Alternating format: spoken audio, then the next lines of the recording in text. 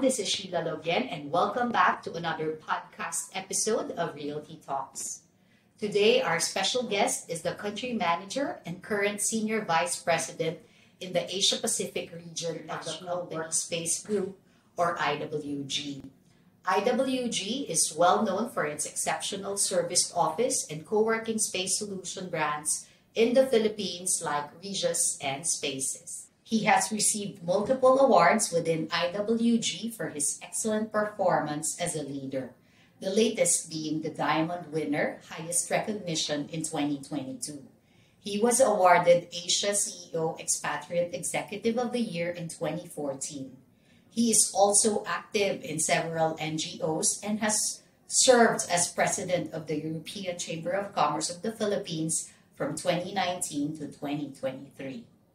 I have invited our wonderful guest for us to learn more about the company, IWG, and the future of flexible workspace solution in the Philippines. Ladies and gentlemen, please welcome Mr. Lars Wittig. Lars, thank you for agreeing to be part of our video podcast. I know you very well. You're an active member of ECCP, and you've been supporting us since day one of Lobien Realty. Likewise.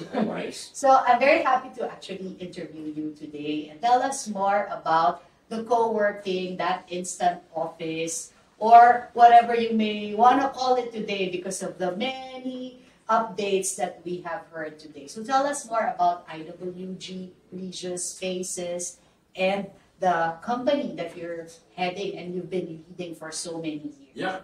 Well, first of all, we like to now call it hybrid working. IWG, better known with the brands Regus, but also Spaces, where we are sitting now, and HQ, all brands that we have rolled out here in the Philippines. We are basically the global leader in hybrid working. We have nearly 4,000 center locations worldwide. And growing very rapidly in 120 countries, well over 1,000 cities. And here in the Philippines, we are also by far the leading company in this workspace revolution, the way to look at it. How so? Well, we are growing this year to exceed 40 locations nationwide. At the outset of last year, we barely had 20, so that's a very big double up. And we are looking at the same growth rate moving forward. In first quarter, I expect to open 7 new centers, and that's basically the rate and further accelerating rate that we are looking at. What's important is that we are leading this not just in the more obvious CBD areas of Metro Manila, but also in the suburbs and outskirts of the national capital region, as well as in the provinces. Why so? Because we want to have a meaningful network. Hybrid working, that means that we have to be near you at any given time, whether you are on vacation in Bali or Hawaii or Phuket. We have centers everywhere, but also anywhere between home and your traditional office. You just look at your smartphone and you can drop in at any of our locations. Work anywhere. So it is a work on the go, and it is flexible solutions. It used to be looked at, flexible used to almost mean temporary, but now we see the temporary has become permanent. And that's part of the flexibility that is attracting our tenants. So those are the clients that you want to attract right Exactly, now. Okay. Exactly. And if we go back and look at more recent developments, COVID, that was a learning experience, fast-paced learning experience for many conventional lease tenants. Conventional lease, talking about they learned there what it means to pay for space that you don't use. That's one thing. You never know what tomorrow brings, and suddenly your workspace requirements may change rapidly. Conventional leases coming up for renewal in this country. Most or many of the the tenants tend to downscale. They right size, as they call it, which means they downsize. And what happens is they gravitate over to the flexible workspace solution, and they do that increasingly, and they do it permanently, meaning they have short-term flexible solutions permanently. So But that's that the means advantage. easy in, easy out, and it's difficult for them to predict things like, okay, COVID was extreme, granted, but in all industries, it's very difficult to predict what's the outlook for that industry in the next 10 years, 5 years, or even shorter. Sheila, I tell you, there are industries you and I barely know today that will be huge 10 years from now, and there are industries huge today that will barely exist 10 years from now. So how can a company that have to look into that vortex, horizontal vortex, when they look into the future, just 10 years, how can they, with that kind of turnaround where they have to re-engineer and reinvent themselves and their companies and their organizations completely within maximum 5 years, how can they also predict their workspace requirements 5 years? They can't. And that flexibility, that's what we accommodate. It's a very important need that we are fulfilling there. So basically, you can say the real estate market for commercial office space has grown softer post-COVID. And there are, as I mentioned, big tenants that are right-sizing, meaning really that's an awfully nice word for downsizing. But facts are, our economy in the Philippines are growing faster than any other economy in Southeast Asia. It's sustained growth and employment is rapidly increasing. So even though each and every company generally have many more employees and expect to expand, while they are still downsizing, well, where do they go? They obviously come over to us with our flexible workspaces, Regus and HQ, anywhere in the country, and taking advantage of the membership so that they can avail of the entire network, even though they might have some primary locations in specific centers. In mind. Okay. So going back to, you said flexibility, of course you're selling that. You want people to take the space when they need it. It's on demand. So some of our clients, they're always asking us, is it economical to do so? Or since it's on demand, it might be more expensive?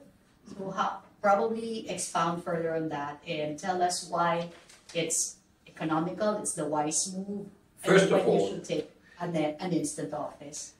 you have to look at your OPEX and your CAPEX. Okay. With us, you have zero CAPEX, and with us, it's a service agreement.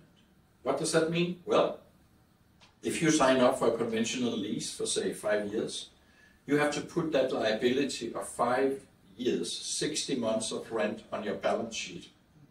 That kills your KPIs. With us, it's a service contract, so there's no liability on your balance sheet, there's no capital investment. That's number one. So you can start right away. Start right away, and it's not jeopardizing your KPIs. The CFOs love this. Okay. The flexible workspace, hybrid working, that's great stuff for the HR manager because the employees love it, so you can attract and better retain the talents. But the CFOs and the CEOs certainly also appreciate the aspect of the much improved balance sheet. Okay, going on to the OPEX, you're only paying for what you need. And that really is a huge advantage. We know that any given workstation is basically vacant 65% of the time in a conventional lease and setting. With us, you can pretty much occupy it close to 100% of the time because you're using the hybrid model. How about in terms of pricing, if you can talk about that? The pricing begins, at a center like here, Spaces in BTC, Penthouse, you can get in here at 6,000 to 8,000 pesos, not dollars, pesos, per month, and that gives per you person, right? Per person, and then you have access to the hundreds of square meters of beautiful co-working with all kind of settings, and it gives you access to the entire network globally. Yeah. So if you suddenly have to host a meeting or you are in Cebu and so on, you can still be the one hosting and inviting people to meet with you. So we increase your productivity And by the way, in that regard, let me go back to the OPEX. You also increase your people's output, their productivity, by not being so much stuck between point A and B. So that's another. And since you have multiple locations, exactly, they can easily expand everywhere. 40 plus locations just in this country.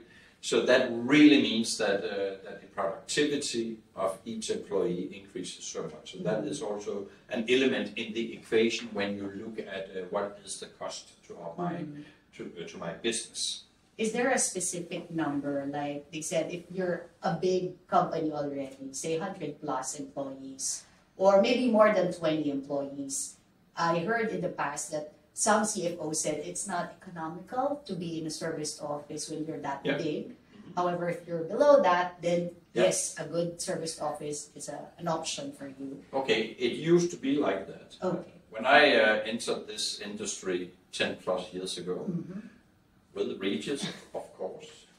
Back then, if I had a tenant moving out, a customer said goodbye, and I was challenged by my CEO, why did they leave, Lars? Yes. And I said, oh, they went for conventional space. Then they would back off and be like, oh, okay. That's basically your point. You know, you reach a certain size, you might feel that now you're ready for your own space. Not any longer. Okay. Not any longer, because number one, it's so difficult to predict the future and your workspace requirements, so you basically become dependent on the flexibility permanently. That's why temporary is permanent. It's permanent now. And because we also see that even the biggest companies, they also go to us now, and thanks to COVID, all of this accelerated so much that our retention rate has improved about 5 percentage points, which is significant.